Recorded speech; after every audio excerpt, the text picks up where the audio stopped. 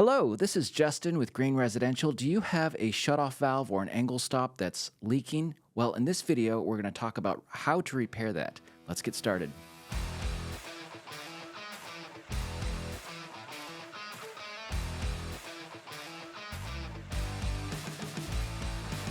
Now, there are different types of shutoff valves. This one is a multi-turn shutoff valve. There's another common one that's a quarter turn that looks like this. That is a different system than what we are discussing today. So on a multi-turn shutoff valve, there's two basic types of failures that typically tend to happen. One is when you turn the valve off, it doesn't actually turn the water off. And the second one is when you turn the valve, water will leak out, and it's typically where the stem meets the bonnet nut. The good news is that you can repair both of these issues with a simple stem repair kit. You can find these repair kits at hardware stores or online.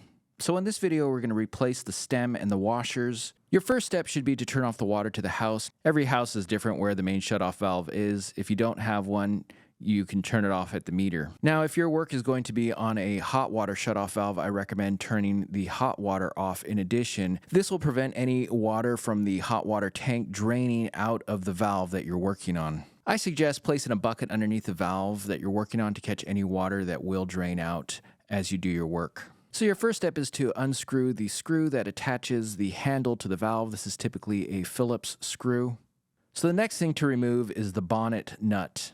It simply unscrews, however, you may need to use a pair of pliers to loosen it as it's probably going to be tight. Once you loosen it with a pair of pliers, you can unscrew the rest by hand. Now, you're going to want to hold on to this bonnet nut because your stem repair kit does not come with a new bonnet nut. So once you remove that bonnet nut, you'll be able to unscrew the old stem with all its washers.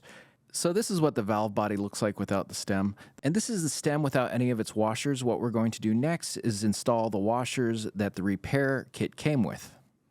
So here's the first washer we'll install. This washer is what actually seals the water off from flowing when you turn the valve off. It's very easy to install. You just snap it into place. Next, on the valve handle part, we'll install this plastic washer. Next, we'll install this washer. This is an important washer as it seals the bonnet nut, stem, and valve. If this was to fail, you would see water dripping out of the shutoff valve. Once those are on, we just screw it into place, and we are ready to install the bonnet nut. The bonnet nut simply screws on. You want to be mindful of the washer. You don't want to damage it by tightening that bonnet nut so tight. After screwing it on by hand as much as I could, I gave it a few turns with a pair of pliers to tighten it up. Finally, we reattach the handle and reinstall the screw or install the new screw that your kit came with.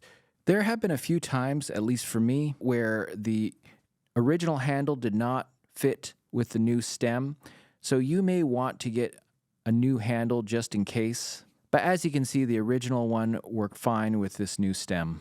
Next, we turn the water back on and test our work. You want to make sure the valve turns on and off smoothly. You also want to make sure that there's no leaks. If you see no leaks and it works smoothly, congratulations. You successfully replaced the washers and stem in your shutoff valve. You know, we put out videos like this on a regular basis. They include simple repairs that many homeowners can do. We also include house knowledge. So if you're not a subscriber yet and you liked this video, I recommend hitting that subscribe button. I'm so glad you caught this video. I hope you catch my next one. Have a great day, and bye for now.